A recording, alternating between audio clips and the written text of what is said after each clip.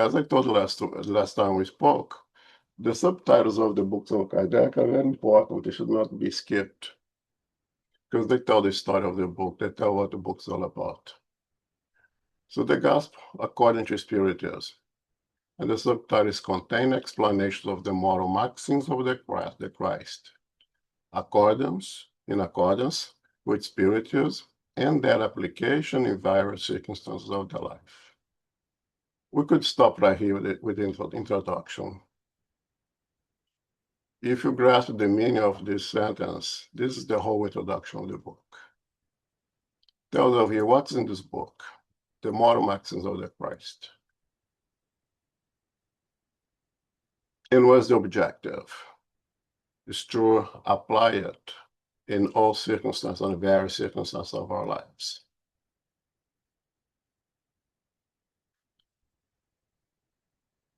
Okay? And Kardec places it to us in the cover that unshakable faith is only that which can meet reason face to face in every epoch of humanity. And the meaning of that is important because the reason is contained in the foundation of this book. The reason is that the two previous books of the codification before this one. The reasoning and the reason is in the Spirit's book and it's in the Medium's book. That's the foundation that provides reasoning and understanding for all the teachings of Jesus. All the things that perhaps we take in a dogmatic way, in a ritualistic way, because somebody said so, and comes to a point that none of that makes, we are not comfortable with those anymore. We need reasoning in order to believe, in order to shake the questions that is making us doubt now Jesus.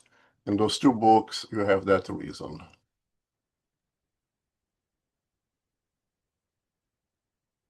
I'm sorry. And then, is there any questions here so far? Put this down. This is bothering me. All right. So we start with that preface now. Soraya, are you there? I can't see the people. Yeah, is there? Yes, I'm here. I'm here. Are you able to read? Yes. Could you put the letters a little larger, please? Let me see. Is that better now? A little larger. Didn't even change. So let me see. I'm sorry.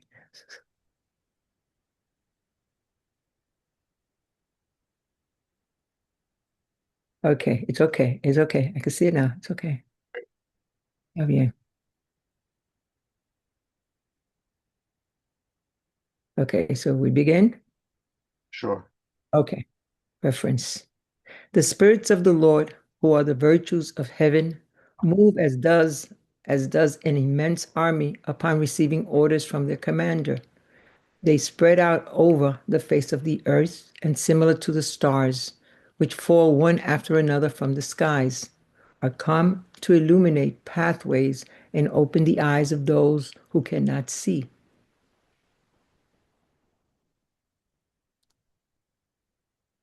Okay, sign to see. Can't take this. I have something here. Okay, let me see if I can take this out. Okay.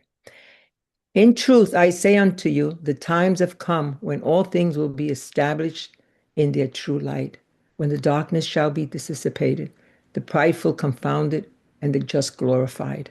The great voices of heaven reverberate like the sound of trumpets and the choirs of angels assembly. Human beings, we are inviting you to this divine concert. Take up the harp and lift up your voices in unison so that in a sacred chorus the sound may extend and re-echo from one extreme of the universe to the other. Fellow beings, beloved brothers and sisters, we are here beside you. Love one another and say sincerely from the bottom of your hearts, Lord, Lord. In so doing, you fulfill the wishes of the Father who's in heaven. Then you too may enter into the kingdom of heaven, the Spirit of truth. So the spirits of the Lord is in plural over here.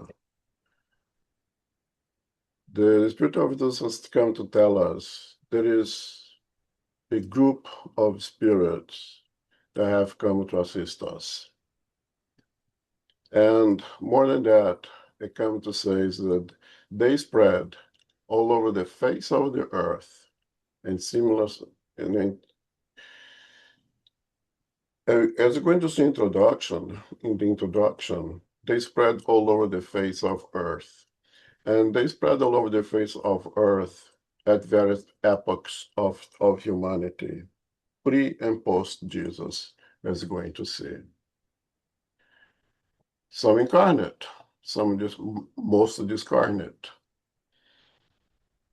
But they had always come to bring the truth in accordance to our ability to understand the truth. As we're going to see also in this preface. So it tells us that it's not one spirit, it doesn't belong to one individual, but it's a group. And it's a group that comes here following the commander, following the designs of Jesus, of Jesus, who is, we could say, the representative of God in the responsibility of helping us to progress morally.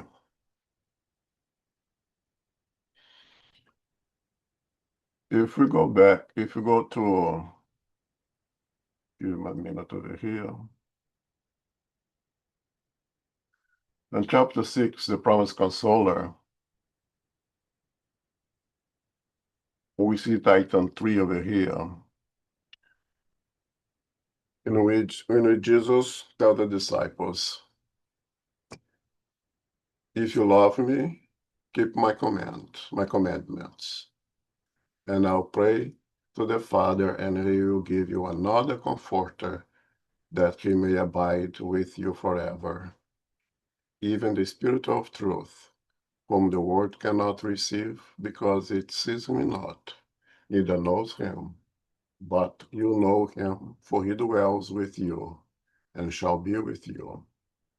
But the Comforter, which is the Holy Ghost, whom the Father will send in my name, he shall teach you all things and bring all things to your remembrance, whatsoever I have said to you. Jesus spoke this during the Last Supper when he was ready for his passion, for the ultimate sacrifice for us. Letting us know that when the time we're right, when we're ready to understand things better, he would send the consoler or the comforter.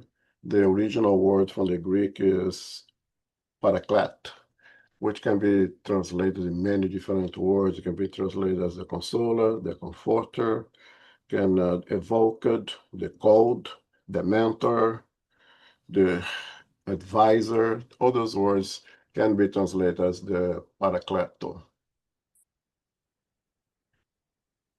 So some translations we have the comforter, as we have here, or other you have the consoler, and other you have the advisor.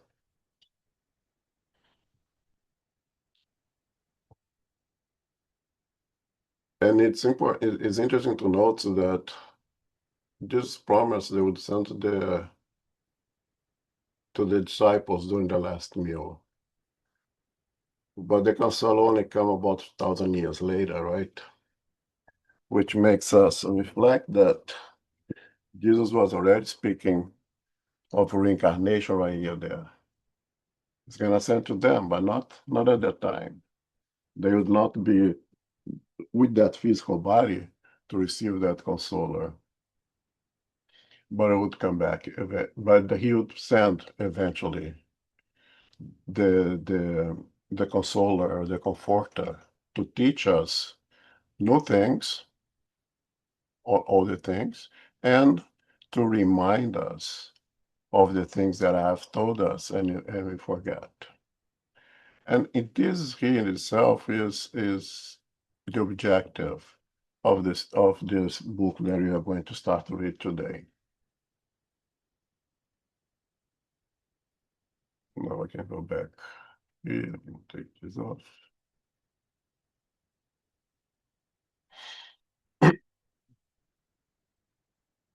And this note was signed by the Spirit of Truth. And as a note, the instruction, this preface, was basically a psychography.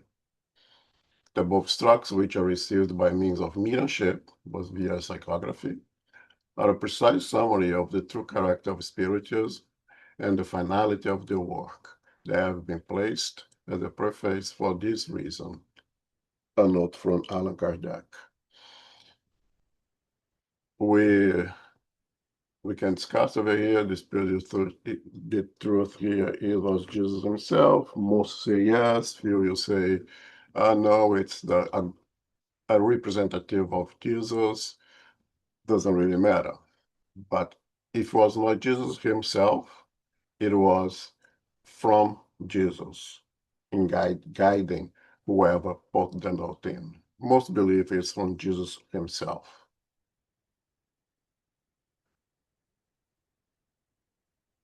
Okay. And with that, we start our introduction. Any questions regarding the preface? Any comments? No. Okay. So let's go with the objective of this work. Are you okay to read that, Zoraida? Yes, of course. Number one, the objective of this work. Yes. Okay.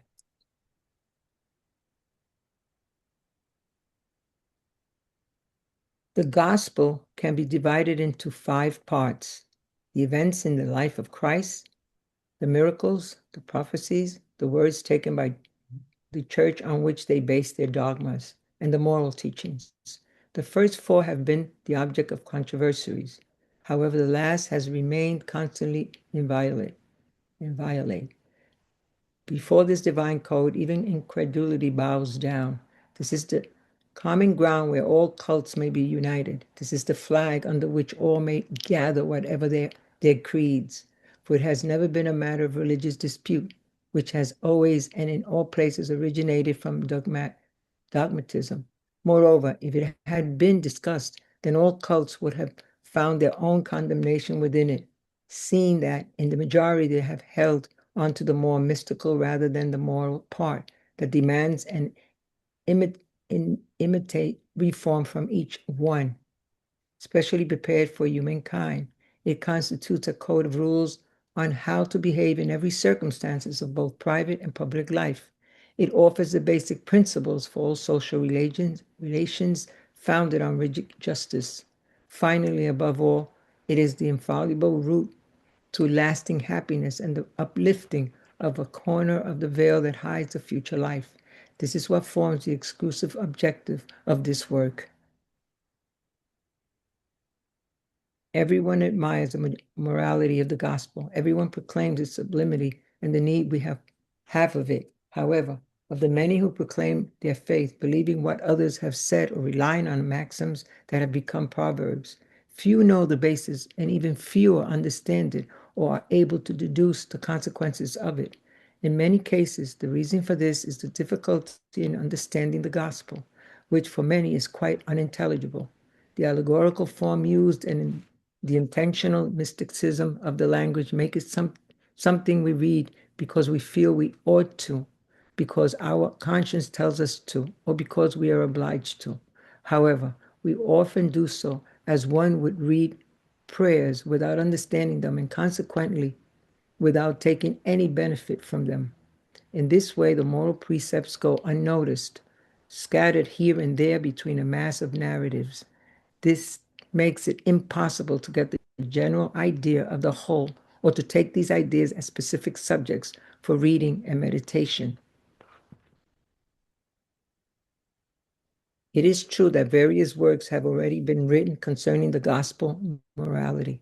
Nevertheless, after being put into modern prose, they have lost their primitive simplicity, which at the same time constituted both their charm and their authenticity. Many others also deal with the best known maxims reduced to the simplest form of a proverb. These then are no more than aphorisms, deprived of part of their value and interest due to the lack of accompanying accessories and the circumstances of the enunciation.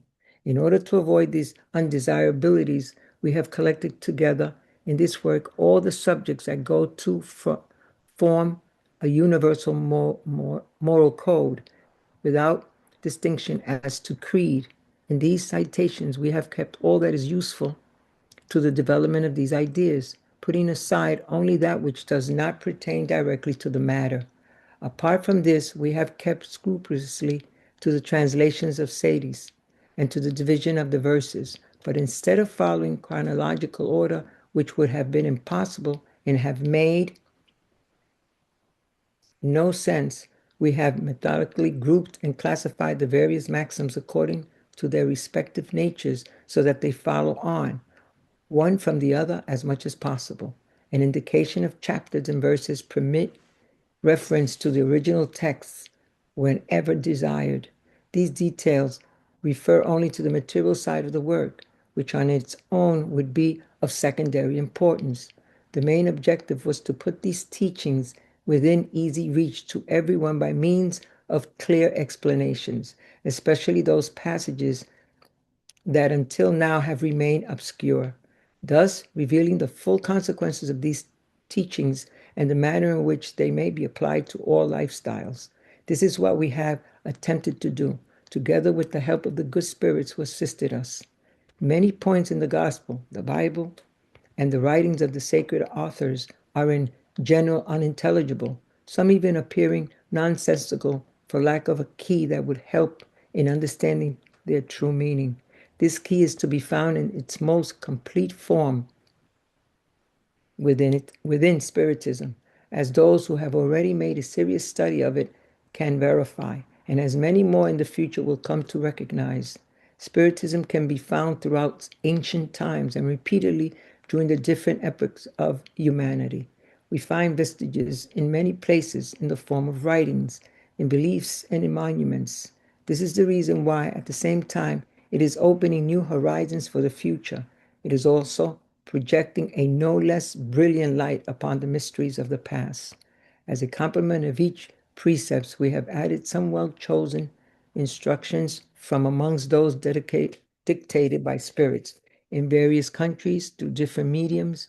If they have been taken from only one origin, they would probably have suffered the influence either of the person or the ambient, whereas the diversification of origins proves that the spirits give teachings without distinctions and that no one person is specially privileged.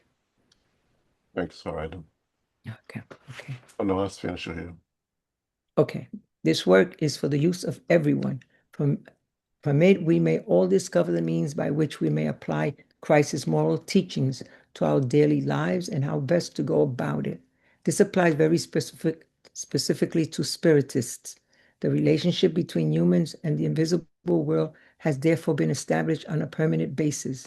Thus, the law of the gospel, which the spirits have taught to all nations, will no longer be a matter of dead words, because each person will be able to understand them.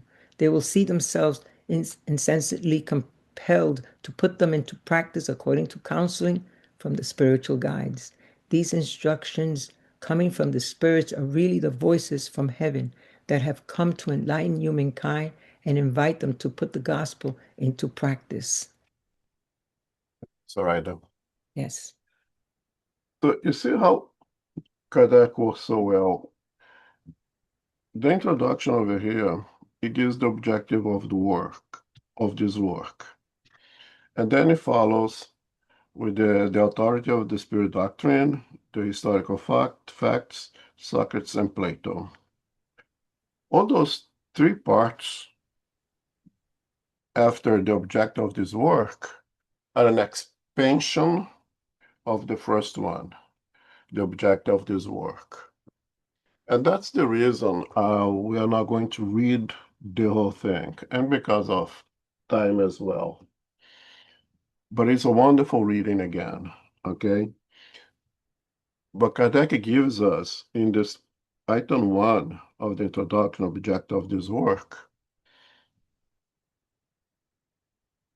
basically a summary of everything else, or better yet, he expands the subject that he started on the first part objective of this work, and break down everything and really expands his ideas in each one of the following items of the introduction: the authority of the spirit, the Spiritist doctrine, universal test of the Spirit's teachings. Then the third one is historical facts, and the fourth one is Socrates and Plato, precursors of the Christian idea and Spiritism. So let's talk a little bit of this first part, since the other ones are an expansion of this part, and we can kind of not read here today all the other three parts, but I really suggest that everybody does read. So the objective of this work.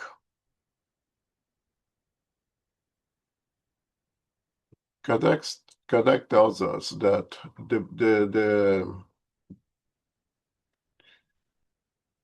the Second Testament, or the second part of the Bible, basically, right?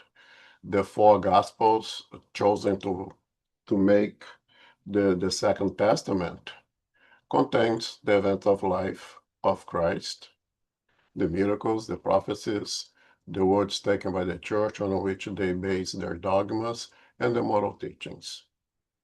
And it tells us here that all the three ones can be an object of controversies, can be disputed, can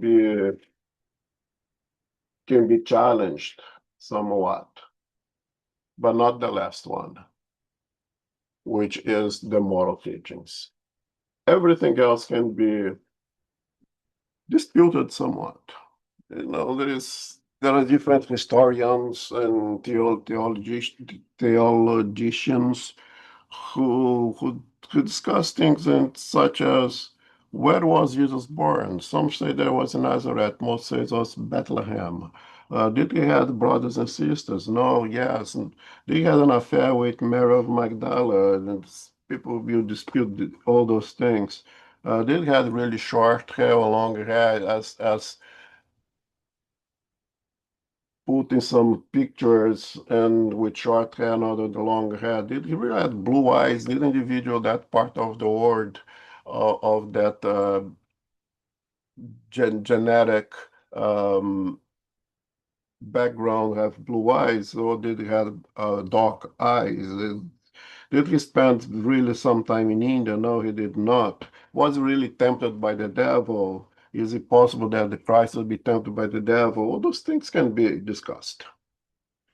And not only discussed, and unfortunately has been object of dispute and separation of different groups of Christianity based on those kinds of things.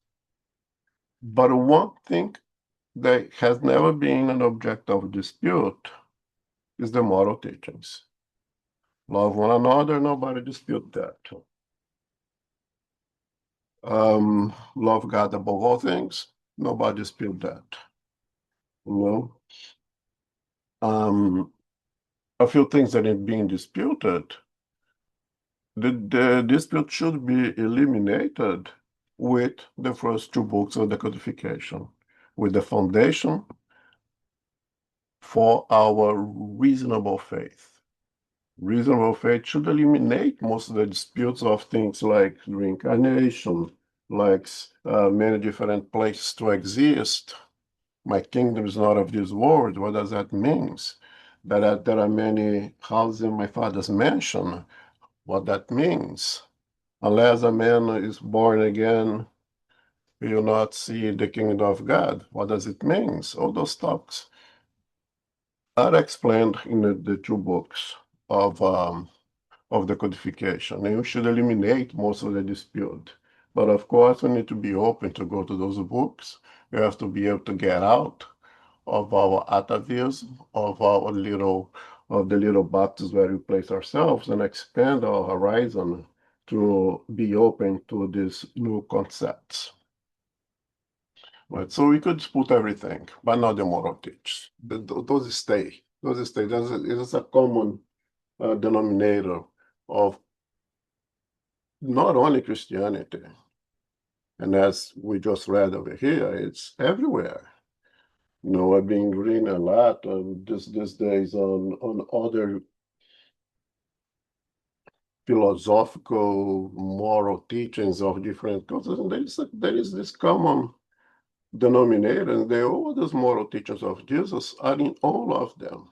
Taoism, Zionism, Hinduism, in the teachings of Confucius, they all have this common denominator, those moral values. Before and in Socrates and Plato, before and after Jesus, because again, there is just one truth. Okay? There's never been a matter of religious dispute. I mean, you can dispute everything, again, all the things that I mentioned, but not the moral teachings.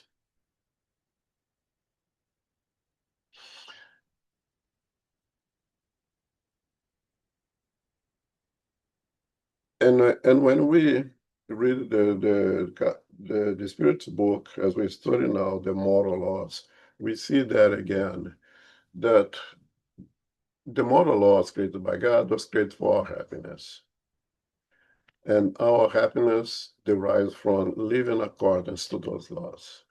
So the moral part, the teachings of Jesus is the moral part that demands an intimate reform from each one.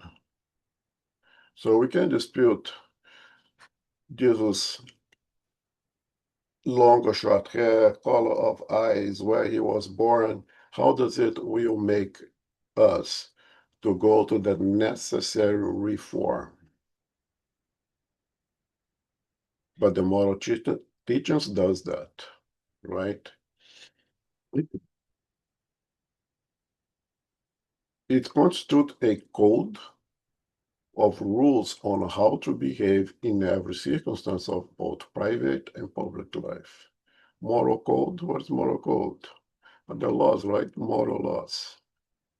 So how to behave in every circumstances, which take Jesus outside of the church, of the temples, of the synagogues, and put Jesus everywhere, in the streets, in the house, at the workplace, every circumstance of both private and public life. And we see that especially when they go to instruction from the spirits in this book they're going to read, they expand those teachings to be applied everywhere. And you're going to see that. And again, the divine laws created for our happiness in accordance to the Spirit's book. Understanding the teachings of Jesus Christ, which is the moral laws of God, provides to us lasting happiness. Remember that what the Spirit told us, that if absolute happiness is not compatible with a world of trial and expiations where we live, relative happiness is available to everyone, and it derives from peace with our own conscience. And where do we have the divine laws imprinted? In our conscience. So learning those laws, living according to those laws, following Jesus' advices and teachings provide to us peace with our own conscience, peace with the divine laws, and therefore lasting happiness.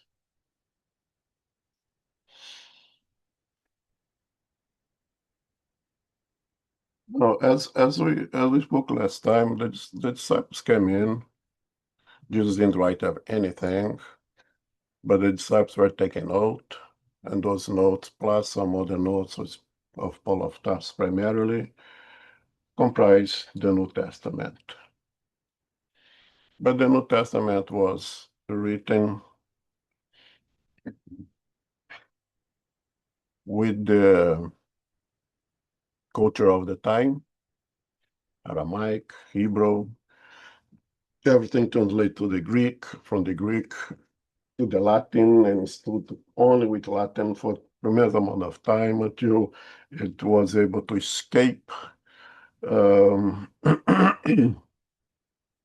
hold hand of the church and be translated to now to every language in this world, and kept most of the time the same allegorical, the same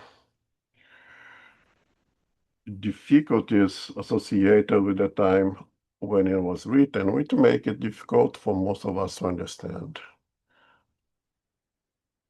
So the allegorical form used and the intentional mysticism of the language make it something we read because we feel what to, because our conscience tells us to do, or because we are obliged to. But you do not quite understand, because it's a language of that time. It brings traditions of that time. And it has in its intentional mysticism that it was intentional at that time because we are not ready for all the truth. That's why Jesus promised the Consoler. At that time, he would not tell a lie or would not reveal the whole truth because we are not ready for it. So he covered the truth in some intentional mysticisms of language. It comes a time now in which we matured enough to some of this intentional mysticism be removed and the truth be revealed in a more direct and objective form. And that is, again, the objective of this work. Any comments so far? Okay, so he continues. Okay. No, hold on. Okay. So Kardec does the hard work, naturally guided by the spirits that in the prefaces came to assist. Kardec himself, I believe, being one of those spirits that the God sent to assist us. He collected all the work that brings the moral code. Put aside everything else that could be controversial, everything else that deals with history, everything that deals with geography. Good to know. Everything's good to know. Knowing is always good, but does not bring the objective. It's to upgrade us morally. So Kardec said, we have collected together in this work all the subjects that go to form a universal moral code without a distinction to as creed, universal, applicable to anywhere, to any kind of religion, the Muslims, the Hindus, the Taoists, the Zionists, anyone. The moral code is, again, the common denominator, is applicable to all.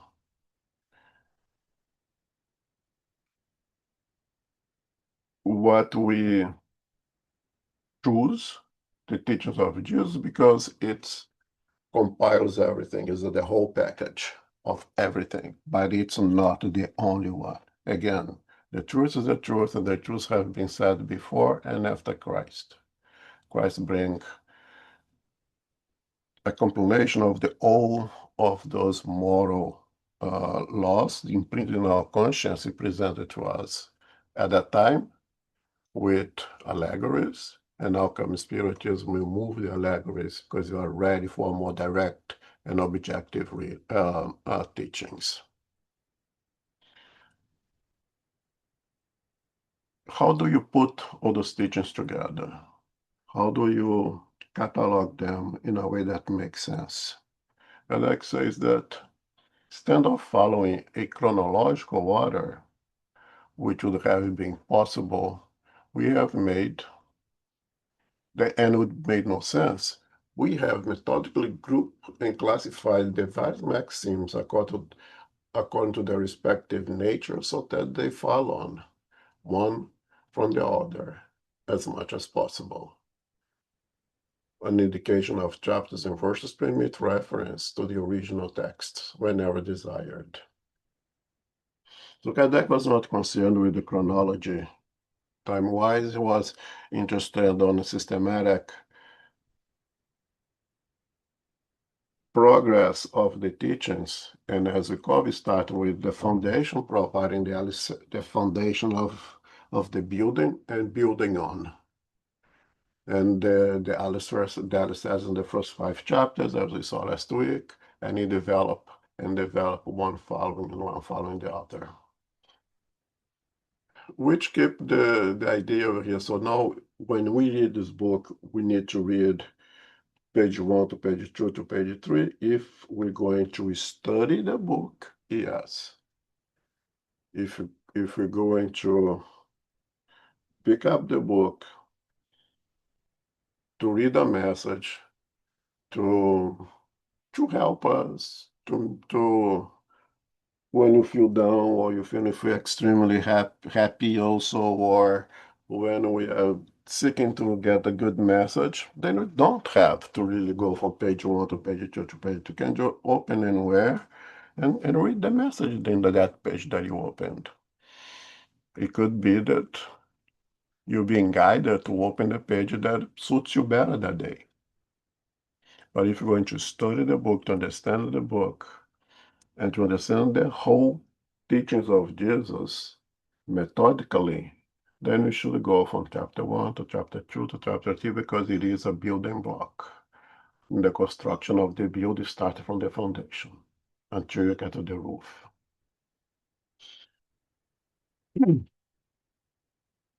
The main objective was put these teachings within easy reach of everyone by means of clear explanation, especially those passages that until now have remained obscure, thus revealing the full consequences of the teachings and the manner in which they may be applied to all lifestyles.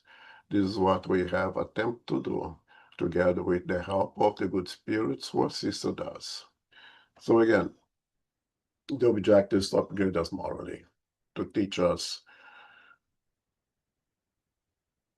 to live our lives in accordance with those divine laws imprinted in our conscience, to guide us to refer our decision makings to those laws. If you have a difficulty of going to our memory file and getting over there in our conscience, we have the teachings of Jesus. We had the teachings of Jesus since the gospel was created, the Second Testament was created. But at that time, when it was created, it was difficult to understand. Now it's easy, because the main of it, the objective is to put all those teachings, moral teachings of Jesus, at easy reach to everyone by means of clear explanations. And Kardec brings the passage. He uses the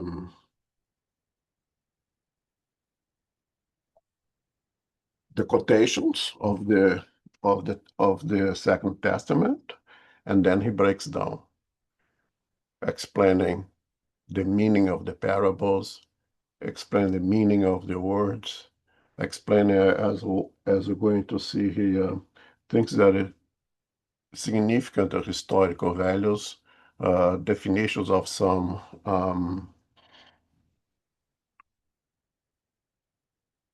terms that is used, that he keeps the original, but then he explains to us what that means to make it really easy for us to understand. Okay.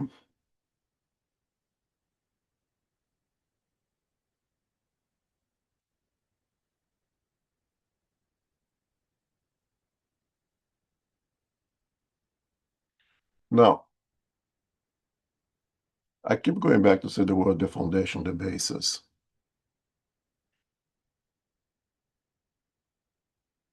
And the foundation, the basis, was only revealed with Spiritism. That in its scientific aspect, explain things to us that now make sense, that before Jesus was, it did not really make sense. You could accept them, and let me open parentheses here, perhaps was better understood by other cultures. You know, if you go to the Hindu, perhaps a lot of more things of Jesus have said would make more sense to them because they're already very comfortable, even before Christ, with the concept of karma, with the concept of reincarnation, although different from what Spiritism presents, but already they have that concept much better, much clearer than most of us in the Western culture. Again, another parenthesis, except for those who have understood Socrates and Plato, those have understood Socrates and Plato be very comfortable as well with the teachings of Jesus, but that was very, very few of us, right? But Spiritism bring on that foundation with its scientific aspects, those concepts that now make sense. That when Jesus said, you know, there are many houses in my Father's mansion, what does it mean? And we see that the plurality of existence in Spiritism, reincarnation that Jesus mentioned now is very well explained. The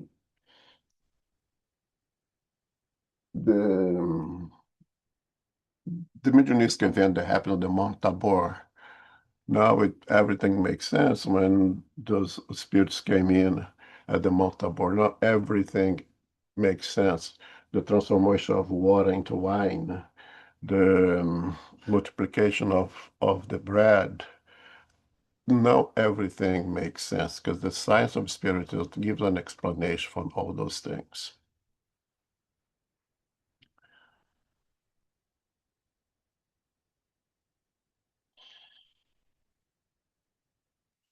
As a complement to each precept, we have added some well-chosen structure from amongst those dictated by spirits in various countries through different mediums. If they had been taken from only one origin, they would probably have suffered the influence either from the person or the ambient, whereas the diversification of origins proves that the spirits give teachings without distinction and that no one person is especially privileged.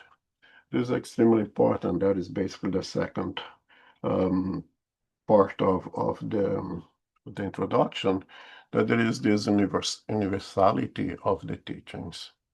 Spiritism, the teachings of the spirits, does not belong to one individual, does not belong to Kardec, does not belong to Spiritism, does not belong to one other spirit. It has a universal character, and that it is extremely important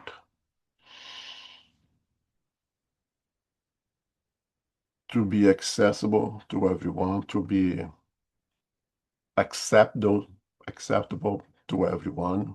Because if you are chosen, if you are say that only the spirits of France, probably the people in England would not like that very much. Only the spirits of China, probably the Japanese would not like that very much. But when it has this universal origin, it's easy to be accepted to all. it doesn't belong to one to another. No one can claim to have priority in any kind of sense. It is diversified all over the place. Kardec took the time to select, and we're going to see here all the things that he receives to different parts of the world to put together to create create a doctrine. I mean, they didn't create to codify the doctrine. That was a tremendous hard work they had to do, of course. So this work is for the use of everyone.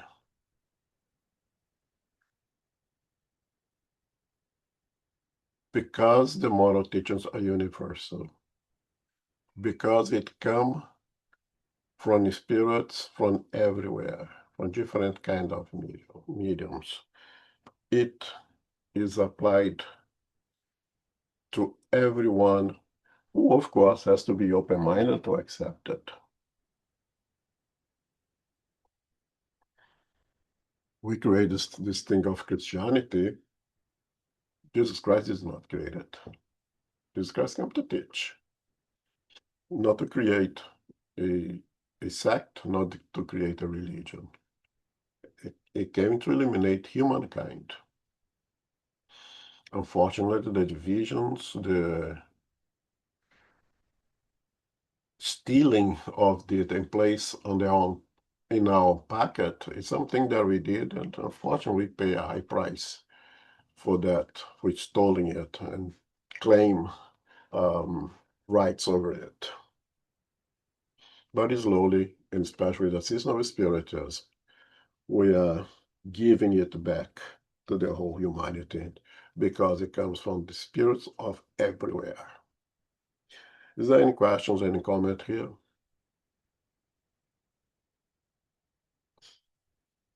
Okay. So as I said, the other items, 2, 3, 4, is basically an expansion of everything that is contained in the first reading of the introduction. So we are not going to read everything else, okay?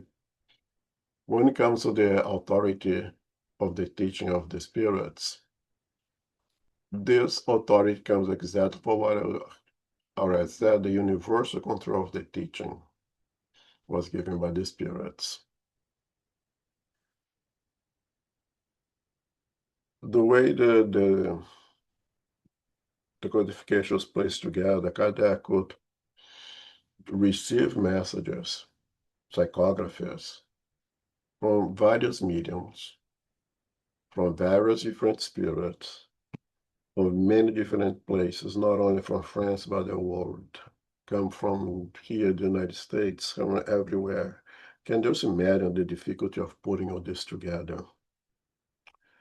This gives this universal aspect because it has a universal resource.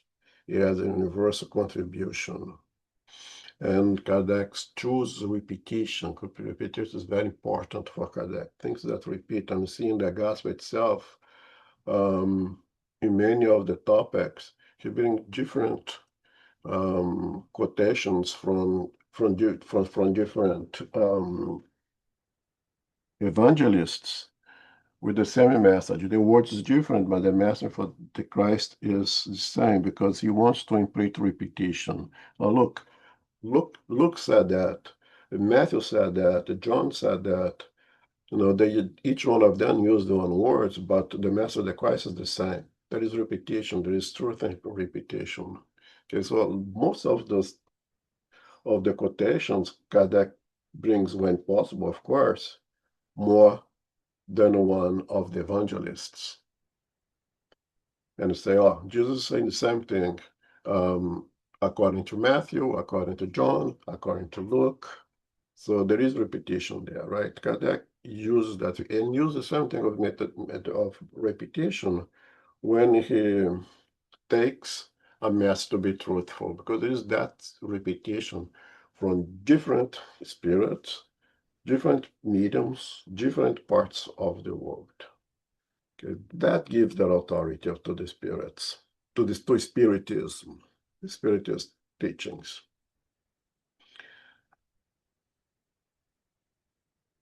And it says right here, the God wish, the new revelation that's been Spiritism, the third revelation, right? God wish the new revelation to reach humanity by the quickest and most authentic path. So he entrusted the spirits to deliver them from pole to pole, manifesting everywhere without conferring the exclusive privilege of entrusting these words to only one individual. A single person might be deceived or could even deceive him or herself, but this could not happen when hundreds of people see and hear the same thing. This constitutes a guarantee for each one and for all. Again, repetition. Different places of the world, different cultures, individuals who do not talk to one another, who could not influence one another, could not have the same influence because they come from different places and they all come in with the same message. So there is truth in that. Kardec is very careful to select those messages, put them together and say, well, there is truth over here because people from everywhere saying the same thing. Naturally, they're going to say in different words, in different form, according to their own cultures. But the message, the content is the same. Okay?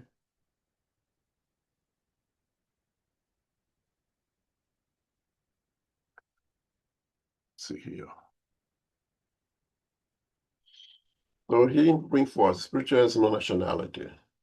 It does not stem from any cult that might exist, nor it is imposed by any social class, seeing that any person may receive instruction from parents, relatives, and friends from the beyond. This is how it had to be accomplished if it was to lead all humanity towards unity. If it did not maintain itself in a neutral territory, it would nurture these dissensions instead of pacifying them. So again, having this universal aspect, this authority that Spiritism gets, it's very important to unite instead of separate. Again, if you say that is only in one part of the world, some other part of the world may not like the idea for many different reasons, cultural disputes, and we can easily understand that, right? If it was only for in Israel, the Palestinians would not like it very much. If it was only in Palestine, the Israel would not really accept it, and so forth and so on. But since they happen both sides saying the same thing, how can you dispute now? You just can't, right?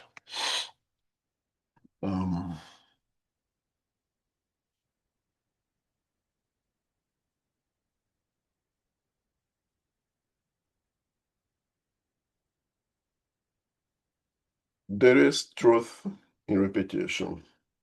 Usually in science, we come out with a hypothesis, right? Whatever hypothesis we come in, everybody has hypothesis. Everybody has a potential to have hypothesis because we all think. So we think something. Now, is this thing true or not? The only way to get the answer is to put the hypothesis to a test. So you put it to a test. If you do the same experiment doing the test, in the same conditions, in the same circumstances, and every time you get the same result, that hypothesis ceases to be a hypothesis and it becomes a law. Every time that I throw a rock up, it falls down. So it's not only a hypothesis, a law of gravity. You can test it yourself. Go and throw rocks up and see what happens to them. If one continues going up, it breaks down the theory. But then you fall down. It's not only a hypothesis anymore, it's a law, right? Kardec does the time as a science, as a scientist, to put everything to test. And one of the tests here again is repetition. Okay.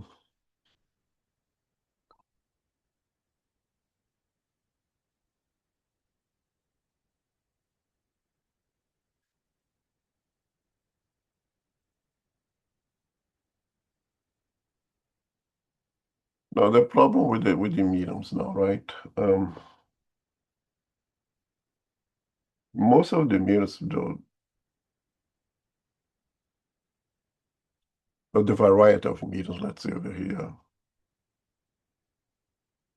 are us, human beings, influenced by the environment, influenced by our culture, influenced by our beliefs, influenced by our own intentions.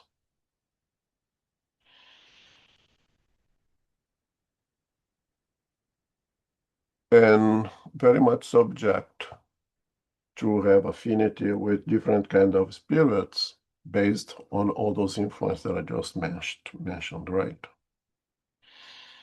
But when you get a bunch of mediums of different cultures, of different backgrounds, of different beliefs, of different intentions, and they all receive messages from different spirits, and they have that common denominator, it becomes undeniable that the truth is there.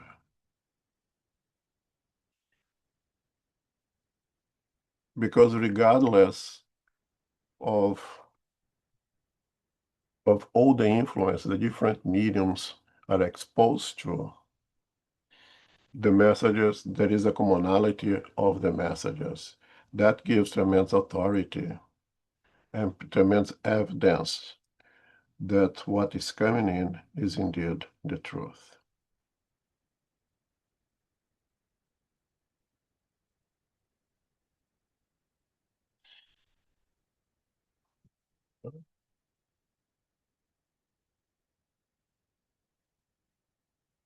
So the principle of concordance, or being this repetition, that there is a commonality, then is the concordance of the same teach from many different places, from many different spirits, received through many different mediums, and each mediums with their own backgrounds and cultures and everything else, gives also a guarantee against any alteration to which spirituals might be subject by other sects, wishing to take possession of it's their own, or it's their own end, and so change it to suit their own ideas. And this is a very good thing to read these days, and in which now the books of the codification basically doesn't belong to anyone anymore. Anyone can do whatever they want with them. And as the doctrine expands, it's understandable that people would try to take advantage and create things for themselves with their own ideas and try to create their own sects and try to imprint their own ideas based on their own beliefs, their own cultures, their own intentions, and they could really hurt spiritism. But it's comfort to hear there now that the principle of concordance is also guaranteed against all alteration to which spiritism might be subjected, and we are being subject to it by other sects wishing to take possession of their own for their own ends, so to change it to suit their own ideas. It is extremely important these days. Anyone who is interested in this doctrine, who is interested to understand the teachings of Jesus in its clear form as presented by Spiritism, to be very careful when you go outside books, out of the doctrine, outside ideas of the doctrine, to be very selective. Personally, what I say is that we have the original here in our hands. Why should I go look for anything else? Why should I look for any forms of alterations or simplifications of bringing it to nowadays? No, the teachings of Jesus are universal and eternal. There is no time for it. There is no need to create anything, all because the original, the perfect one, is already in our hand. Whosoever tries to divert Spiritism from its providential object will never succeed, for the simple reason that the spirits, as a universal body, will cause an idea contrary to the truth to fall. Another very comforting idea Kardec telling us that don't worry about of all of those who's trying to disseminate falsehood, of all those trying to create sects, of all those who have their own agenda. Tell us the spirits, as a universal body, will make sure that the truth prevails.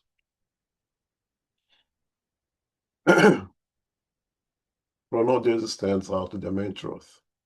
That is, a person who wishes to oppose the established and sanctioned ideas could cause a localized perturbation last but a short while, but could never dominate the whole, not even for a moment, and even less to the future. So although those who are involved more with the doctrine sees a lot of ridiculous things going on out there, people trying to do everything else, it's good to know that the truth will prevail. There's tremendous work, hard work of the Spirit of Truth, of Kardec, putting this thing together. And the Spirit of Truth will make sure that the truth prevails. That all those may cause a little perturbation, localized perturbation, but it's short, it'll be short-lived. So although worrisome, particularly to me it's worrisome, I always try to figure out why you the one go and try to seek other forms of enlightenment since you have the original, the best thing in your hand. If you let me on at your plate, try to go outside and eat McDonald's hamburger. It just doesn't make sense to me. But even those who seek to do that, the ones that are really truly seeking the truth, will eventually recognize it and come back to the truth.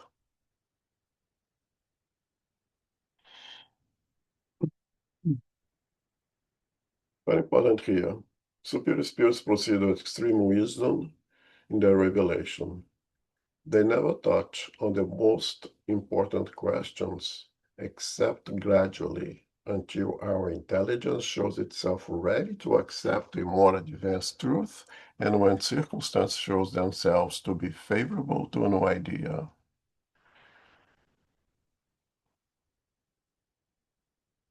You're not going to teach the 4 years old who ask, why does mommy has her little brother in her belly? You're going to lie, but you're not going to tell the whole thing yet, because that 4 years old in general is not ready for the whole truth.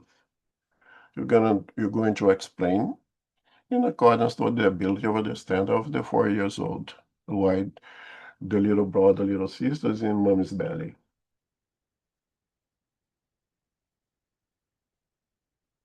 If we, ignorant as we are, have this understanding that the child has a time in his chronological age when he was ready to pieces of truth, can you imagine the superior spirits, the high order spirits, the ones who receive the comments direct from Jesus?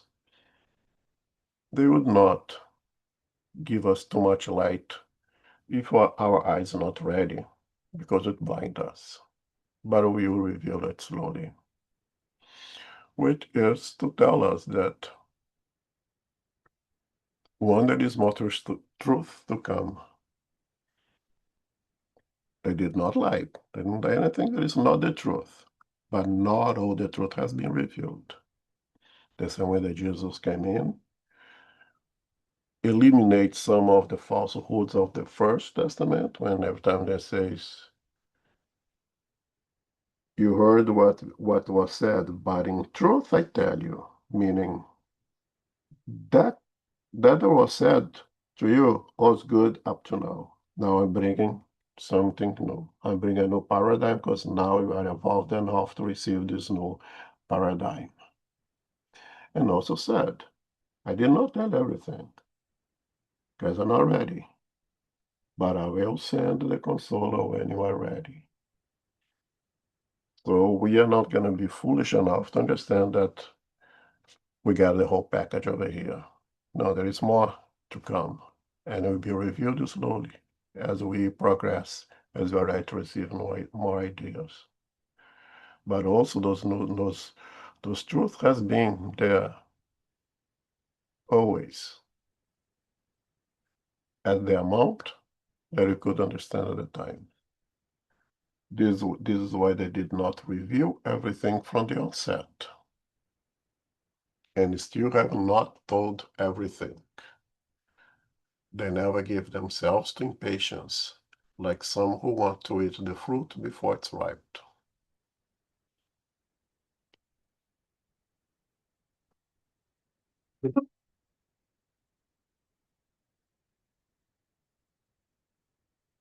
Also, it's important to mention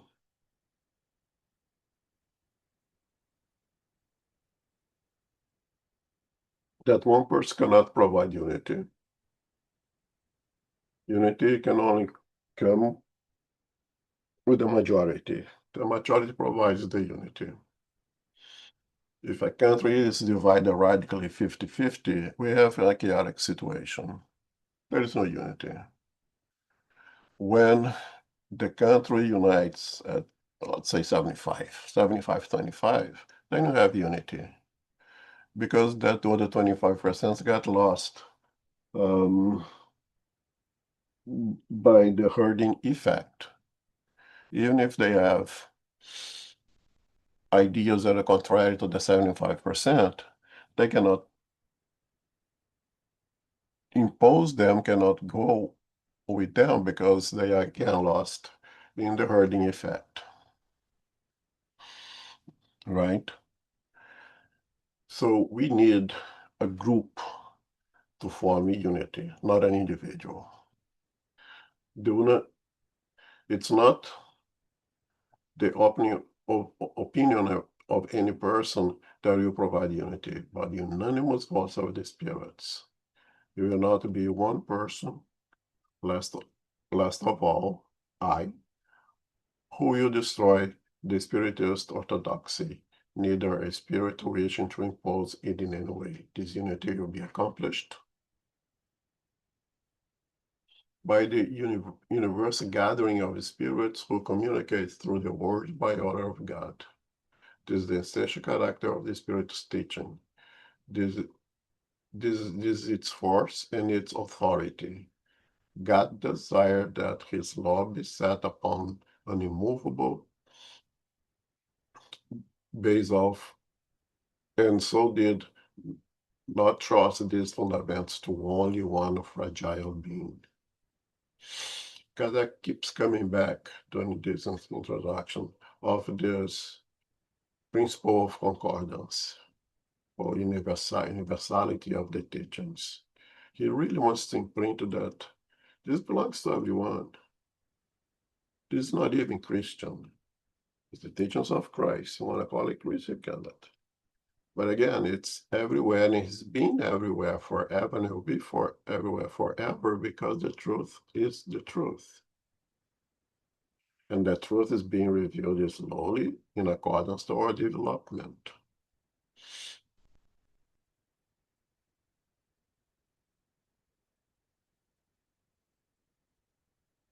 Is there any questions so far? Okay, so then it comes to the authority, the historic facts. Kardec is careful enough to bring to us in the introduction many terms, many words that that Jesus used, that the evangelists used in their notes. And he says that in order to understand the gospel, it is necessary to know the true meaning of many of the words frequently used, which bear relations to the custom and the Jewish society of the time. Remember that Jesus came into a Jewish society, right? Some of these words no longer have the same meaning and have frequently been misinterpreted, which in turn has led to uncertainty. When the full meaning are explained, it shows the real sense behind certain maxims that at first sight appears rather strange. So I think that we should use this item of these terminologies that Kardec explained to us here when we're reading the book, and we see, let's say, the word Samaritans. The parable of the Good Samaritan. Well, what is Samaritan? Then you can go over here and refresh, because I don't remember all those terms, right? What is Samaritan? Like Kardec explained, that after the division of 10 tribes, Samaria became a capital of the descendant kingdom of Israel, and go on so forth, right? And when he brings terms like the yeah, my note. The publicans. What is a publican? What is a tax collector? Is this the same? No, they are different. Kardec explains and puts the publicans over here. What is a Nazarite? To have heard the word Nazarite before, but it's mentioned, and when it's mentioned in the book, if you understand the book, you have to know what that means. So what are those things? You can use this as a reference to come back to it's there. Publicans, right? Sometimes the words publicans, the time the word is the tax collectors. Is there a difference? Yes, there is a difference. Go back to this introduction in this item, and you have the the explanation that if you understand what the words means, what is the evangelists, what Jesus meant with that word at that time, then the whole context will make sense to us. If you don't understand that, we may miss the moral teaching that Jesus is seeking to bring to us. Well, of course, I'm not gonna go through all of them as Pharisees, so what they use at the time. What's a Pharisee? Right. What is the difference of a Pharisee and a Sadducees? Describes. What describes? Mentioned many times. What did they do? What is the relationship with the Jewish tradition? Those imports are important. The Sadducees. It's important for us to know the Essenes. Jesus spent some time with these Essenes. Some people say that the whole teachings of Jesus was based on the tradition, the cultures. Kardec says, no, it's not. They have commonalities, because again, the truth is one and only, right? So we can use that. And I think it's a very good idea to use that as a reference. And then finally, he comes to Socrates and Plato. Why he does that? Because he wants to imprint to us the idea that the truth is the truth, and it was even before Jesus. Socrates is like 5,000 before Jesus, something like that. And he was there even before that with the Buddha. Is the Zionism. I'm reading a lot of Zionists these days. The commonality is incredible. When you go to the moral teachings, to the moral values, Confucius, it's extremely similar when it comes to the moral teaching, although Confucius did believe in the divinity, but according to him, said, leave this thing of divinity for for later. Let us understand ourselves now. Let's do it here in the physical world, what in the physical world, be good to one another, and love one another, take care of one another right now, and learn as much as I can here. And if you do that, when you get to the other side, we'll be in good shape. You don't need to worry about the other side now. We're here now, let's take care of it now. No, conscious bring that idea to us. But the moral teachings to apply here now, to live here now, is extremely similar, if not the same, as what Jesus brings to us. Right. And one of those who came early was Socrates and Plato. Now, some people say that Plato is nothing more than a scribe of Socrates, but Plato was more than that. Plato was a tremendous philosopher on his own, but he is indeed the one who wrote everything that Socrates said. He did not write anything, right? And he bring what Socrates bring is in absolute accordance with everything that Jesus brought. Not everything. Let me rephrase this. Jesus brought again the ideas, the teachings that the Socrates brought before, and complement and went much farther, right? Jesus being the perfect spirit brought a lot. And in this introduction here, Kardec says that individuals like Socrates, like Plato, and many others were spirits that Jesus sent in to prepare for his coming, to bring ideas to make us more comfortable with what he was going to come and bring to us. In this case, some 5,000 years later. And I'm trying to read Republica, Plato's Republica, for about 2 years already. It's for me, it's very difficult to read. It's a difficult reading to me. To read that book is like carrying a 300 backpack going up a mountain. You need to stop and rest, and it takes time. For me, my ignorance is right. But when you read and understand it, it's absolutely fantastic. It's beautiful, and it's an absolutely agreeable to everything that Jesus said. The concept of justice, I spend, oh my goodness, so hard to understand, but you understand what Socrates is saying about justice is exactly what is in the teachings of Jesus, is exactly what we read in the Spirit's book that we're going to see very soon in the moral laws. And he says over here, the Socrates, like Christ, wrote nothing himself, or at least left nothing written.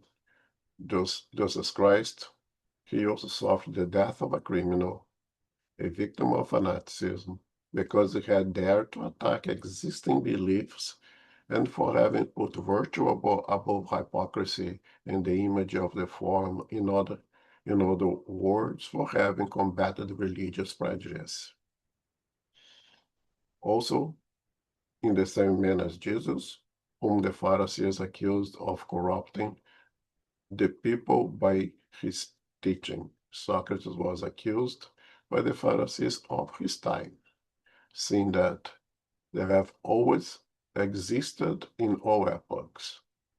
They accused him of proclaiming the dogma of the unity of God, the immortality of the soul, and the future life, just as the teaching of Jesus became known only through the writing of his disciples. So the teachings of Socrates became known through his disciple Plato. So there is a commonality of all the messages that Christ have sent. They didn't have a really good time. They were not really all like Christ, all accepted and glorified at that time.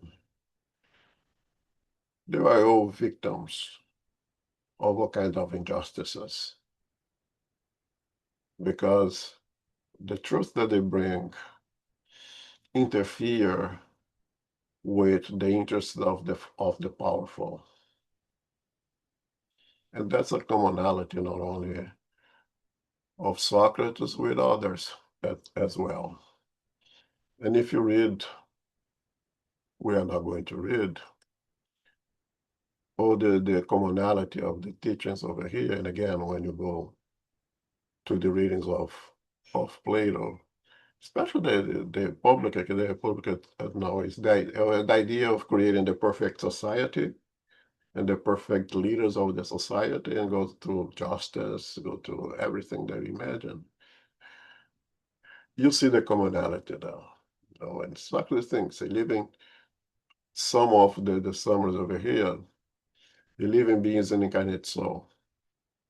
Before its incarnation, he existed in union with primordial types.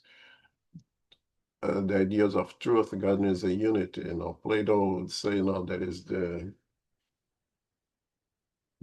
these words are not the real word. The real word is the word of the ideas. What he called the spiritual world, he called the word of the ideas.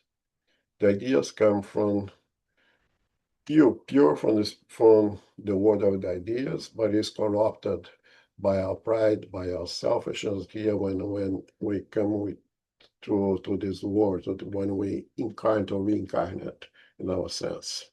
And if you go through all of one of them, so I'm not gonna go through it. Time is up already. So it speaks a lot about the soul when he was in prison, ready to die, and they were able to bribe a soldier so he could escape. He said, "No, escape what? I'm not in jail. My body is here, but I'm not." The idea of soul was he was very comfortable. Hey, yes, they're gonna kill my body. I'm just gonna go somewhere, and somewhere better, by the way. You guys are going to stay in prison in this body. Socrates said that very clearly when he was imprisoned. And if you go through each one of them, you'll see the commonality, the common denominators, each one of them over here. It's 12:30 already. And that is the last topic. So next week, we can start on chapter 1. I have not come to destroy the law again. Chapter 1 to chapter 5 are the foundations for the teachings of Jesus Christ. Everything will make sense here because now everything has already been explained in the other two previous books of the codification, the Spirit's book and the Mirror's book. Any comments, any questions? Fabio posted on the chat that Socrates lived about 450, 470 years before Christ, right? I don't know if I missed if you mentioned 5,000 years. I don't know. Oh, sorry, yeah, it's 5 centuries. I almost said 5,000 centuries. Thank you, Fabio. My goodness, thank you very much. Yeah. There's a big difference. 5,000 years ago, they start to farm yet. That's Egypt. That's Egypt, right? Yeah. Thank you, Fabio.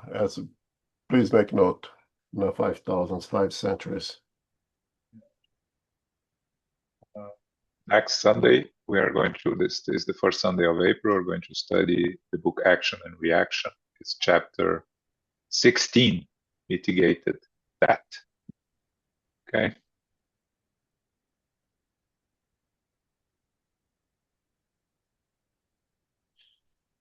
Carol? Okay. Yes, Samo, thank you so much. Thank you for providing and hosting for us today. Very, very powerful lesson today. Thank you. Thank you also, Sarita. John also. Thank you, Sarita, for reading for us today. And thank you, everyone, for being here and participating.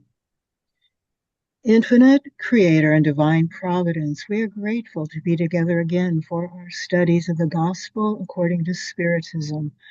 This lesson being the moral maxims of Christ and the applications. The virtuous spirits have come to assist on earth to progress us morally. The Master Jesus said that a spirit would be sent at a later time to assist us in a new paradigm. The gospel is divided into 5 parts, which are the principles of happiness and about how to live a moral life in the private sector as well as publicly.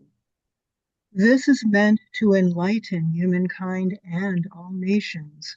All are invited, and eventually unity will prevail. The consoler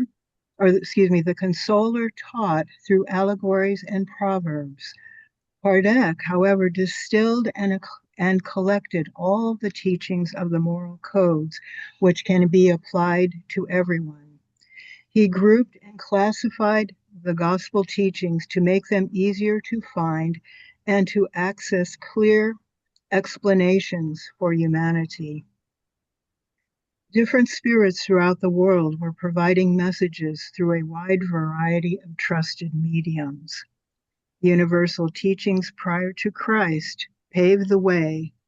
That would be Socrates, perhaps Plato, and the Essenes, and notable world cultures.